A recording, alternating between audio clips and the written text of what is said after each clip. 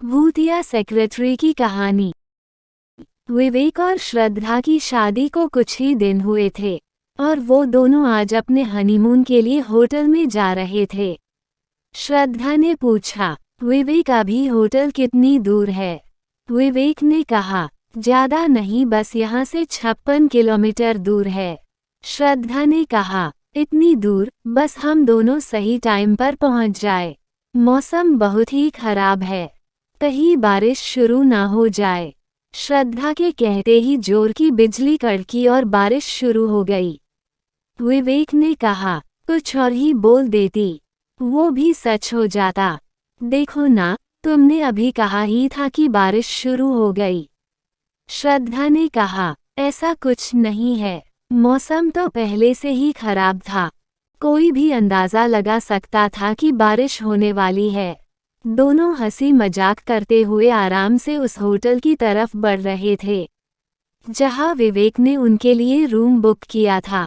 लेकिन बारिश बहुत तेज होने लगी थी और अचानक पेट्रोल भी एंडिंग पर नजर आने लगा।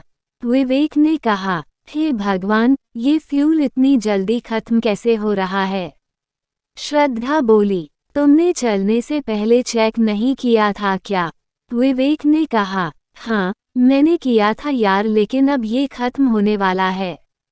विवेक ये देखकर हैरान था कि जब टैंक फुल करवाया था तो टैंक अचानक कैसे खाली हो रहा है। बस 5 मिनट और चलने के बाद उसकी कार रुक गई। श्रद्धा ने पूछा, क्या हुआ? विवेक बोला, फ्यूल खत्म हो गया, अब हम होटल कैसे पहुंचेंगे? श्रद्धा ने कहा, अरे देखो, सामने भी एक होटल नजर आ रहा है। श्रद्धा ने उस गेट की तरफ इशारा किया जो कि कुछ ही कदम की दूरी पर नजर आ रहा था। होटल मिलांज उसका नाम पढ़ते ही विवेक के चेहरे पर डर सा दिखने लगा।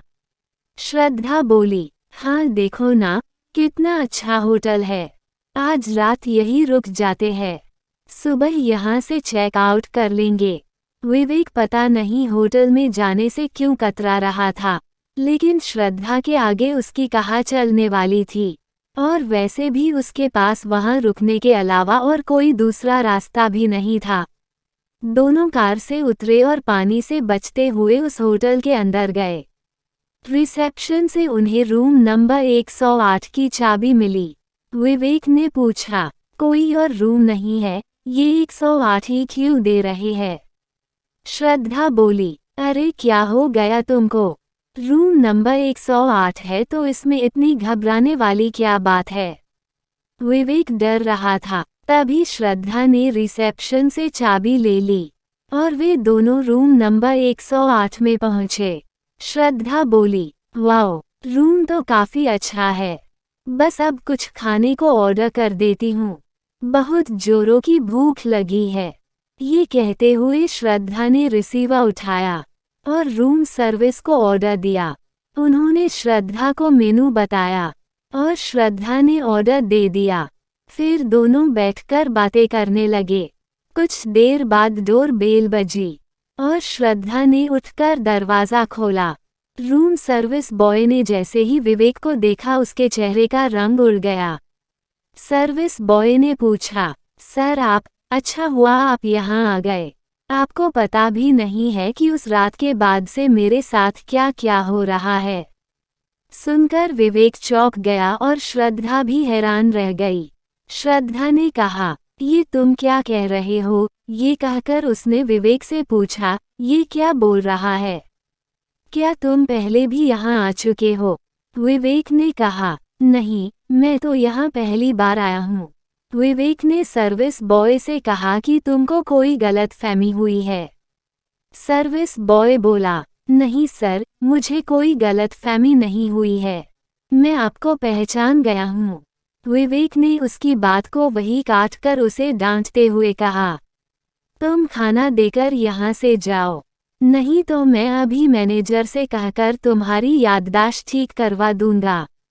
ये सुनकर वो डर गया और खाने की ट्रॉली उनके पास छोड़कर चला गया। श्रद्धा को ये बात बहुत ही अजीब लग रही थी, लेकिन फिर भी उसने विवेक से कोई सवाल नहीं किया और दोनों ने साथ बैठकर खाना खाया। सर्विस बॉय वहां से निकलकर कॉरिडोर से जा रहा था। तभी उसको किसी की हंसने की आवाज सुनाई दी। आखिर वो दिन आ ही गया जिसका मुझे इंतजार था। ये सुनकर वो डर गया और पीछे पलटकर देखा तो वहां कोई नहीं था। सर्विस बॉय बोला, अब वो यहाँ आ चुका है, तुम अब मुझे डराना छोड़ दो।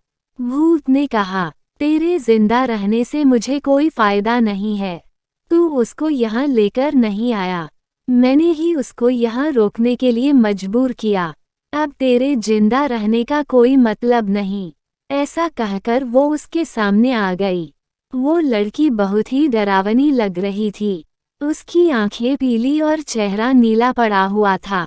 वह चिल्लाया लेकिन अगले ही पल उस लड़की ने उसका गला पकड़ लिया और उसे जमीन से ऊपर उठा दिया। उसके पैर हवा में छटपटा रहे थे और सांस खींचने लगी थी। तभी एक झटके के साथ उस लड़की ने उसकी गर्दन घुमाई और धड़ से अलग कर दी। श्रद्धा बोली, खाना तो बहुत ही टेस्टी था, मैं जरा वॉशरूम होकर आती हूँ। ये कहकर श्रद्धा उठी और वॉशरूम में चली गई। विवेक मोबाइल निकालकर उस होटल में कॉल करने लगा जहां उसने रूम बुक किया था।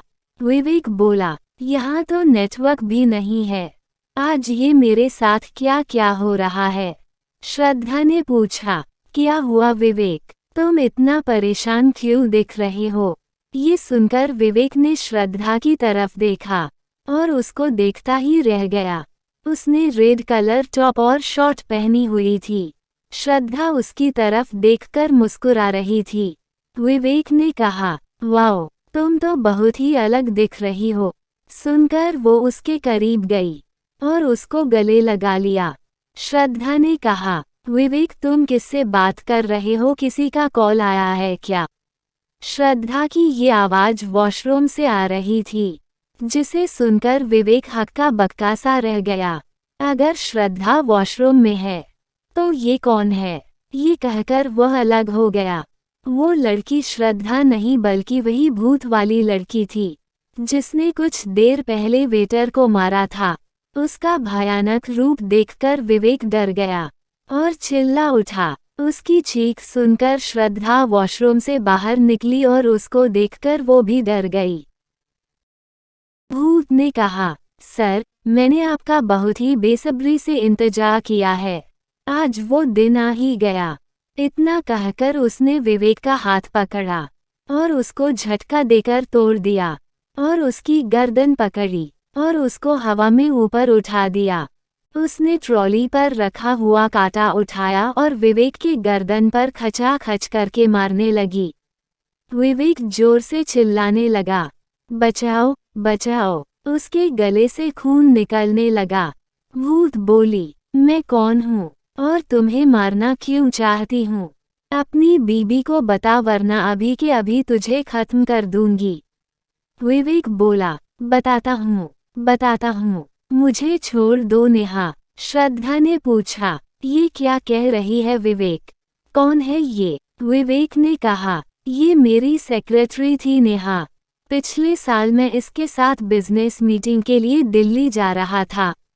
हम एक रात यहाँ रुके थे लेकिन मुझसे एक गलती हो गई।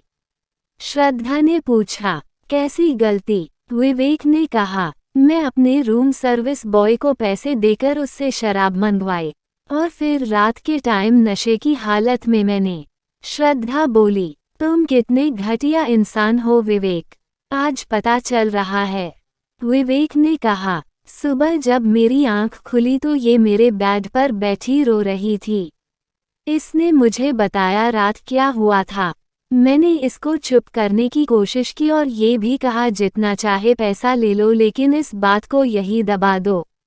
लेकिन इसने एक बात नहीं मानी, बल्कि ये कहने लगी, मुझको इससे शादी करनी पड़ेगी। ये मेरे ही सामने पुलिस को कॉल कर रही थी। तभी नेहा की आत्मा ने ट्रॉली पर से चाकू उठाया और फिर उसके गर्दन पर रखकर बोली, आगे बता। विवेक ने कहा, यह मेरे ही सामने पुलिस को कॉल कर रही थी। इससे मोबाइल छीनने के चक्कर में इसका सर टेबल से टकराया और इसके सर पर बहुत चोट आई। और यह बेहोश हो गई थी। खून तब भी बहुत तेजी से बह रहा था। मैंने सोचा, मैंने इसे बचा लिया तो होश में आते ही यह मुझे पुलिस केस में फंसा देगी। इसलिए मैंने इसको मरने दिया और फिर रूम सर्विस बॉय को और पैसा देकर इसकी लाश को ठिकाने लगा दिया। श्रद्धा बोली, मुझे खुद पर शर्म आ रही है कि मैंने तुम जैसे इंसान से प्यार किया और शादी की। नेहा ने कहा, सुन लिया तूने, अब तेरा भी समय आ गया है। ये कहकर नेहा की आत्मा ने हाथ में पकड़े चाकू से एक नहीं बल्कि कई बार विवेक के पेट में घोंप दिया और फिर वही चाकू उसके गले पे फेरकर उसको खत्म कर दिया। मरने वाला इंसान श्रद्धा का पति था, लेकिन फिर भी श्रद्धा के चेहरे पर पति के खोने का गम नजर नहीं आ रहा था। नेहा की आत्मा ने श्रद्धा की तरफ देखा तो श्रद्धा बोली, नेहा, मैं तुम्हारी मौत की सच्चाई सबके सामने लेकर आऊंगी ताकि जो तुम्हारे साथ हुआ वो किसी और के साथ ना हो। नेहा ने कहा, ऐसा अब होगा भी नहीं। आगे से अब कोई भी लड़का किसी की जिंदगी खराब करने के बारे में सोचेगा भी तो उसकी ख्वाहिश पूरी करने में वापस आऊंगी। आप लोगों को ये कहानी कैसी लगी? कृपया कमेंट करके जरूर बताएं।